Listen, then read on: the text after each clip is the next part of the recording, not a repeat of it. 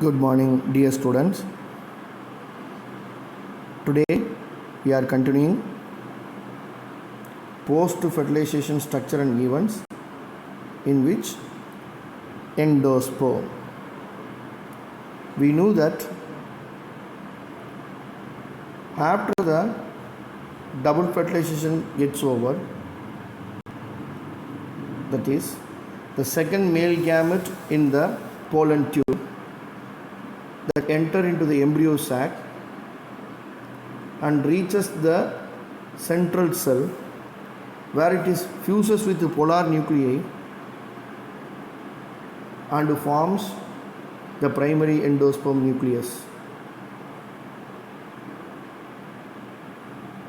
The secondary nucleus or the polar nuclei in the embryo sac, after fusion with the second male gamete in the pollen tube, it produces primary endosperm nucleus. The primary endosperm nucleus, which divides immediately after fertilization, but before the zygote start to divide to form endosperm. This primary endosperm nucleus is due to the result of triple fusion, that is, two polar nuclei in the embryo sac that fuses with one sperm nucleus in the pollen tube, and it produces a triploid number of chromosomes, that is 3n number of chromosomes in the primary endosperm nucleus. Remember, endosperm is act as a nutritive tissue and the regulatory structure that nourishes the developing embryo. Depending upon the mode of development, there are three types of endosperm are recognized in angiosperms. Depending upon the mode of development, there are three types of endosperms are recognized in angiosperms, namely nuclear endosperm, cellular endosperm, and helobial endosperm. Let us start. The first type of endosperm, nuclear endosperm. Nuclear endosperm, you are seeing the development of nuclear endosperm. You can see the primary endosperm nucleus in the first diagram, that is called PEN, which divides into two cells and forms number of cells. Finally, numerous cells which are found free. In the nuclear type of endosperm or the nuclear endosperm, the primary endosperm nucleus divides into two without any wall formation, that you can see in the second diagram in this picture, and the subsequent division of these two nuclei are free nuclear, that means without any wall formation. Free nuclei are formed repeatedly. So the endosperm consists of only free nuclei and the cytoplasm around them. The nuclei may be either remain free or maybe get separated by forming walls in their lateral stages. Where does you can see this nuclear endosperm? You can see in coccinea, capsula brusa posteris, and rachis hypogea. So in the case of nuclear endosperm, primary endosperm nucleus which divide into two without any wall formation, subsequent divisions also form free nuclei without wall formation.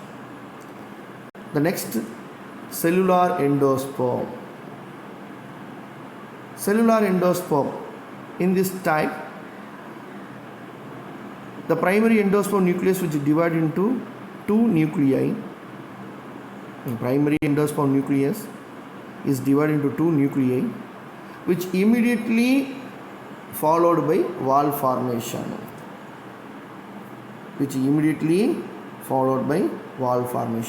You can see in this picture, I am zooming out. You can see the first picture in the second row left, which I am making round.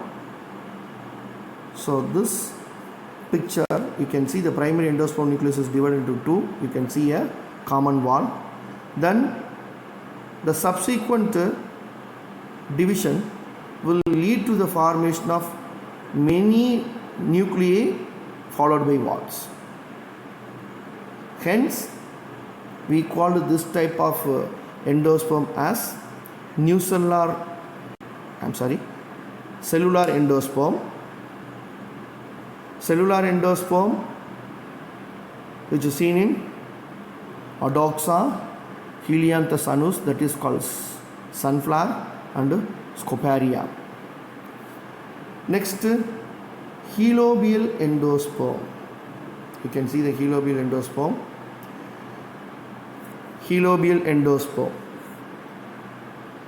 In helobial endosperm, in this type, the primary endosperm nucleus moves towards the base of the embryo sac. The primary endosperm nucleus which move to the base of the embryo sac, where it is divided into two nuclei. These two nuclei are separated by a wall to form a larger microphylla, which you can see, the larger microphylla, and a smaller chalazal chamber. So, the primary endosperm nucleus which move towards the base of the embryo sac, divided into two nuclei, and which forms a wall that separates the embryo sac into a larger microphylla chamber and a small chalazal chamber, which undergoes several free nuclear division. So the nucleus of microphylla chamber, that you can see, the microphylla chamber, this is the microphylla chamber. So the microphylla chamber of the helobial endosperm, in which the nuclei undergoes several free nuclear division, where that of divided, whereas in the chalazal chamber there is no such free nuclear division. So the nucleus of microphylla chamber undergoes several free nuclear division, whereas that of the chalazal chamber, the division may occur or may not be. This type of helobial endosperm is observed in Hydrilla water plant and Vallisneria. Generally, the endosperms may either completely consumed by the developing embryo, because it is a nutritive tissue for the embryo, or it may be persist in mature seeds. Persist means remain as it is. Those seeds without endosperms are called as non-endospermous seeds or X-albuminous seeds. Example, pea, groundnut, beans. In these seeds, endosperm is generally absent, where the food is stored in cotyledons.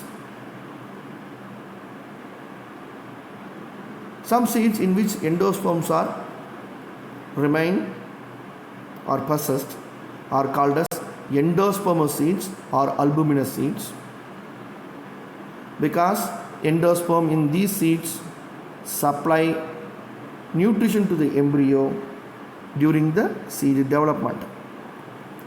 This type of condition is observed in paddy, coconut and castor. Paddy, coconut and castor are the very good example for the endospermous seeds or albuminous seeds. Next, the another important type, that is called ruminate endosperm. The ruminant endosperm which shows irregularity and unevenness in its surface, which you can see the ruminant endosperm, forms ruminant endosperm. So endosperm which shows irregularity and unevenness in its surface forms ruminant endosperm. Ruminant endosperm is observed in Areca catechu, beetle nut you say. The activity of the seed coat or endosperm itself results in this ruminant type of endosperm. The unequal radial elongation of the seed invisible layer and the seed coat results in rumination of endosperm, which is seen in Passiflora.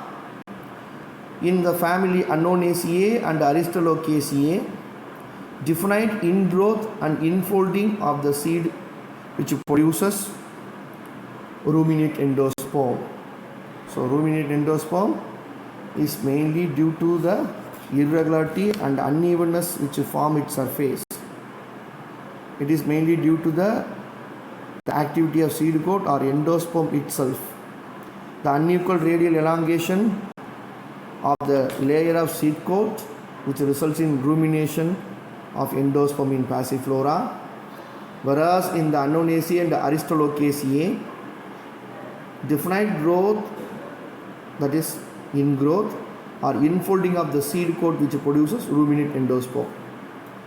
The irregular surface of the seed coat makes endosperm is ruminate in Myristica. So ruminate endosperm is observed in Areca catechu, Passiflora and Myristica. Next, functions of endosperm. Functions of endosperm. As we knew that endosperm is the nutritive tissue for the developing embryo. In most of the angiosperms, the zygote which divides only after the development of endosperm. Endosperm which regulates the precise mode of embryo development. In other case, endosperm hastoria. It is an interesting feature of the endosperm is the presence of hastoria. In the case of heliobial endosperm and the chalazel endosperm, heliobial endosperm, the chalazel chamber itself acts as a hastorial structures.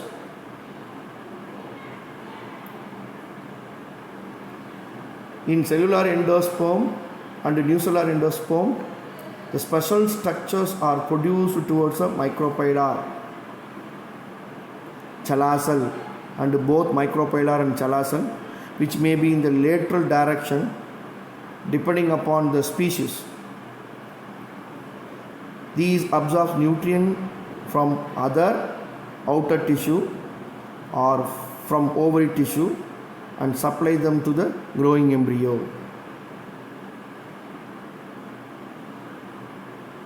Dear student, up to this endosperm and types of endosperm is over. Let us see in the next class. Thank you.